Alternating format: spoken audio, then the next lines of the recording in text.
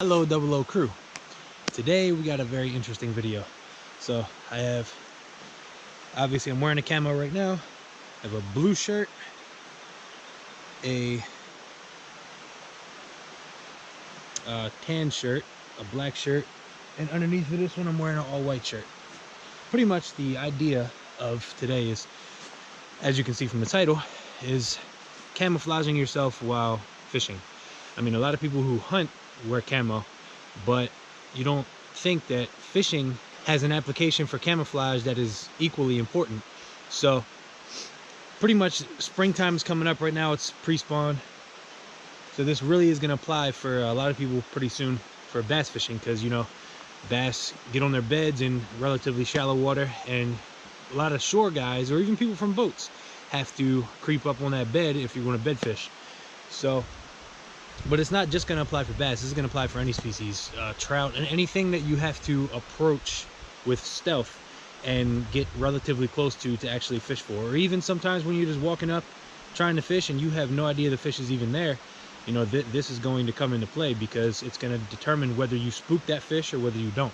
So my theory is that camouflage is going to give you the advantage. It's gonna, as long as you're still enough and quiet enough, and if you're camouflaged, you're going to have that upper hand on the fish. That's my theory. Now, a lot of people go out in lime green boats and, you know, super bright clothes and still catch fish, and that's fine. But I just want to see the percentage, I guess, the chance of how much your chances increased, how much the odds are in your favor when you do take all the steps to, you know, put everything in your favor, like wearing camouflage. So we're gonna run some tests. We'll see how it goes. So we're gonna put the GoPro underwater on the spot where I know there's bass beds yearly, which is right in here. So, I mean, I'm sure there's a lot of different factors to this that'll change things, like clarity from, you know, today we got a pretty cloudy day, it's overcast, but the water clarity, obviously. But if this stuff applies in super clear water like this is, then it's gonna apply in any other water, obviously. So we don't need to test all the other water clarities, but it might make a difference with the cloud cover and the sunlight. I'm not sure. So we might try this again, or add a piece to this. Probably not try it again. We'll add a piece to this video on a clear day too, so we can compare and contrast. And like I said, I'm gonna put the GoPro where I know bass beds normally are in the spring.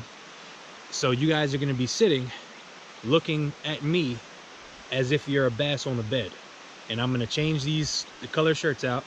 I'm gonna walk up to, as I was gonna be fishing for the bed, and I'm gonna see if you can, how well you can see two different color rods. I'm gonna have a lime green rod, a black rod. I'm gonna see the difference in all this clothing. I mean, this color tan right here, that's in so many like fishing trout vests and bags, and you know, this color is like a fishing color. So a lot of people wear that. So I'm definitely curious. I want to see how these main colors work, you know. So we're gonna give it a test and see how it goes. Okay, so we're gonna do two, maybe three different versions of this. First, I got my waders on so I can actually get in the water. Otherwise it was kind of be impossible to do this. But anyway, I'm gonna put it really shallow, like here, and maybe in 1.5 foot of water, where some of the smaller bass make beds. Then I'm gonna go a little deeper, maybe in 3 or 4 foot of water. I'm gonna try different angles, as far as, like, you know, coming from the ground. I'm also going to get up on this wall. I'm gonna put it down in there, and then I'm gonna see if there's any difference from approaching from the ground or from a higher elevation. I'm gonna try to test all the different things for you guys, and at the end of this video, if there's anything I missed, comment in the section below if you want to see something else, and we can make a part 2 of this video for testing out different angles or different theories or whatever you can possibly think of. So yeah, let's get to it. Let's get this camera in the water and see what happens.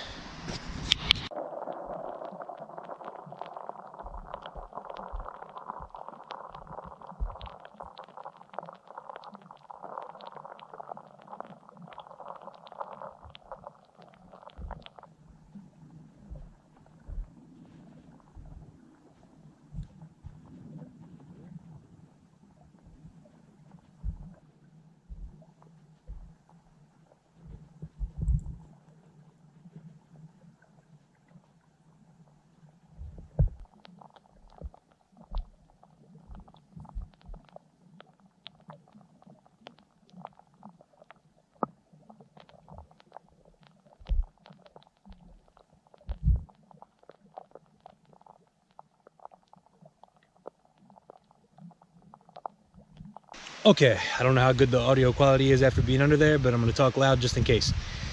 So I have no idea at this point what you guys just saw, because I haven't reviewed this footage yet. Obviously, I just did it. So however that looked, I guess we'll see when I review this, and you guys will already have seen, because you're seeing it before me.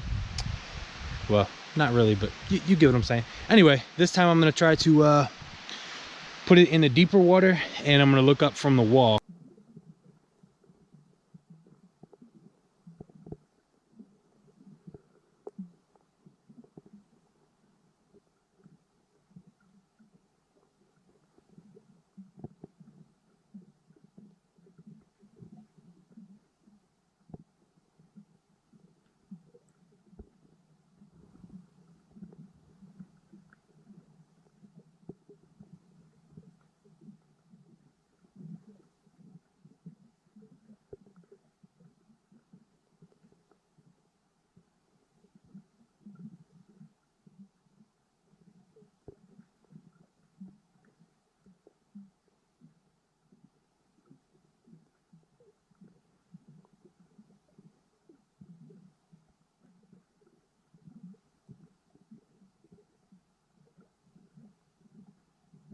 Okay, so like I said, I have absolutely no idea how that turned out at this point. I'm thinking though, on a cloudy day like this, it might make less of a difference, or more of a difference, with the blue and the white.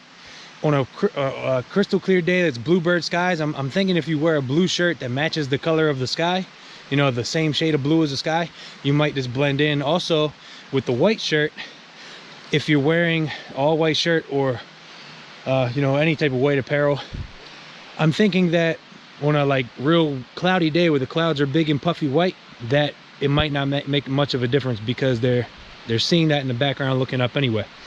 But again, I have no idea. This is all just guessing. Okay, two more things. One, we're going to see what it looks like throwing these rods around. If you can actually see the rods, I got the lime green right there and the black. Most people use black rods, but I got the super neon electric green, and then the black, the core candle on that one too. We'll see if we can notice a difference on that. And then we'll try in the fast moving water, and then this video will be complete until you guys tell me otherwise. So let's do it.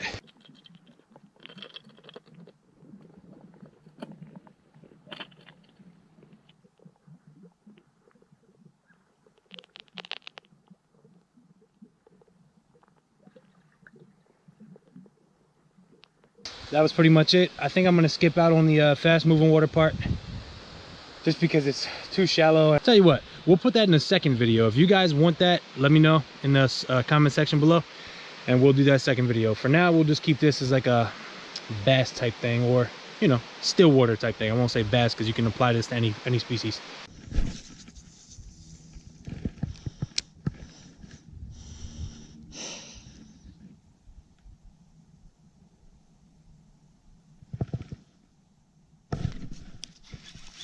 Got one. Beautiful. Nice bass on the big swim bait. Let's go, baby. Yes. Using extra large swim baits, crawling them real slow on the bottom. Beautiful, baby. Yes. Stay on there. Stay on there, beautiful. Come on. Come on.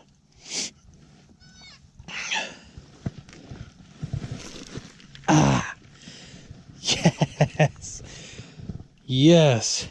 Beautiful. Not a giant, but by any means, in this weather, this cold weather.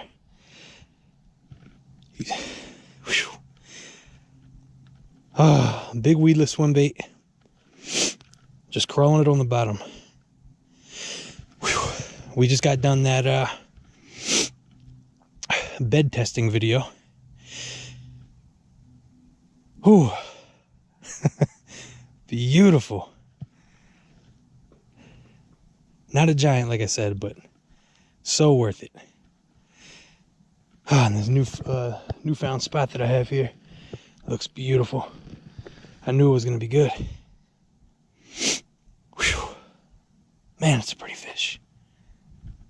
It's only like a almost a 2-pounder, but man, so worth it. I'll be happy if that's the only one I catch all day. Beautiful. See ya.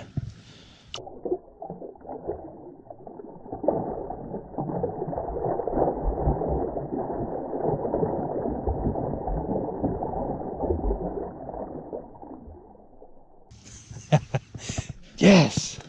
Like I said, I was just casting this out, letting it hit bottom, and just super slow crawling it.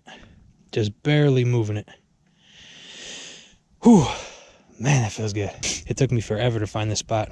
Literally, just from the beginning of this video, that was about 3 hours ago for me. That's how long I just hiked through the woods trying to find a spot. Now I know how to get to it. I can get to it in maybe 30 minutes. But, okay.